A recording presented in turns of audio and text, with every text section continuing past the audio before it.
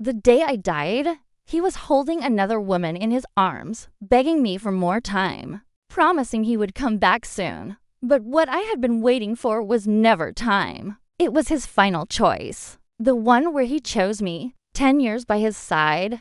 I had taken blades meant for him, bled for him without hesitation, even traded my life once to keep him alive. Yet in the end, he drove a hairpin into my chest just to draw my blood and save her. That was the moment I understood. I had never been the most important one, only the easiest one to sacrifice. My name is Emily Carter. I was the woman who stayed with him the longest. His name is Ryan Hayes, the man who once swore he would never betray me when he said it. His eyes were steady and sincere, as if I were the only person in his world. But 10 years later, he said the same words to someone new. My maid, Lily Dawson, noticed it first. She warned me carefully that Ryan had changed. His words grew distant, his gaze unfocused. He stopped hiding her, letting that woman walk freely into his study. I only nodded, saying it was his choice. But something inside my chest tightened slowly, painfully. That evening, I walked alone into the backyard and somehow found myself outside her courtyard wall. Through the silence, I heard his voice, gentle, low, painfully familiar. He said she mattered to him, said meeting her was the best thing that happened to him, said every future plan he had would include her.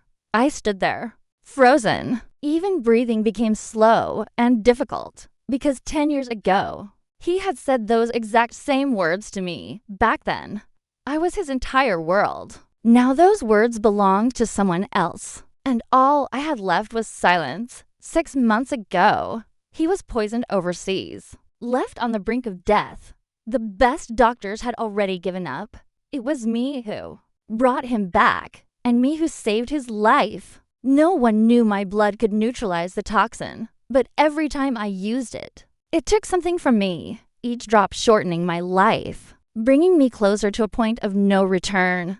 I never hesitated. I gave everything just to keep him alive. He woke up, held my hand, and thanked me, but never once asked what it had cost me later. I found out why he got close to her. She could help him gain greater power. She was brilliant, strategic, always thinking ahead. Someone who could shape his future. And me? I was only part of his past. The part that suffered with him. The part he no longer needed. On my birthday, he promised to spend the day with me. I dressed carefully, just like I used to, still holding onto a faint sense of hope. But when the car door opened, she was already sitting inside. In that moment, I finally understood my place. The lights were warm, the laughter perfect. Everything looked like a celebration, except I didn't belong in it. Then suddenly, an arrow cut through the air. I moved on instinct, ready to shield him. But someone was faster. She stepped in front of him, taking the arrow in his place, collapsing into his arms. His face changed instantly. He picked her up and rushed away, not even sparing me a single glance. I stood there, watching them disappear into the distance, as if my entire decade had been taken with them. Later, I was punished, forced to kneel under the sun and in the rain. No one spoke for me. No one remembered what I had done. That was when I finally understood I no longer had a place in this world.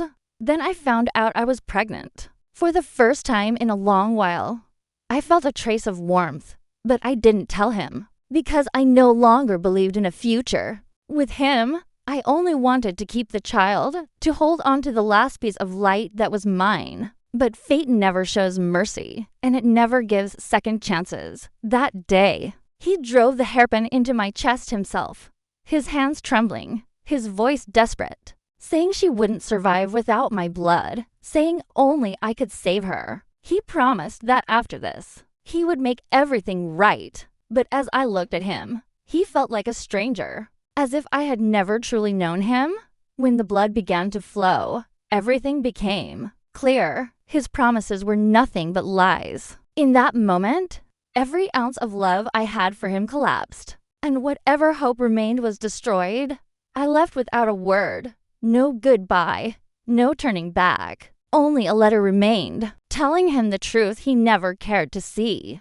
I told him I had once saved his life. Told him my own life was already running out. Told him I had carried his child, and that the child would never be born. At the end, I wrote our conclusion. This was where it ended. There would be nothing more. When he finally read the letter, it was the first time he truly lost control. He searched for me like a madman, tearing through every place he could think of, refusing to believe I was gone until someone told him the truth, that I was already dead. That was when he broke completely. He went to the mountain road where it all began, dropped to his knees, and bowed again and again, until his forehead was covered in blood, begging for one last chance to see me. But by the time he understood, it was already too late. Some people, once lost, are gone for a lifetime.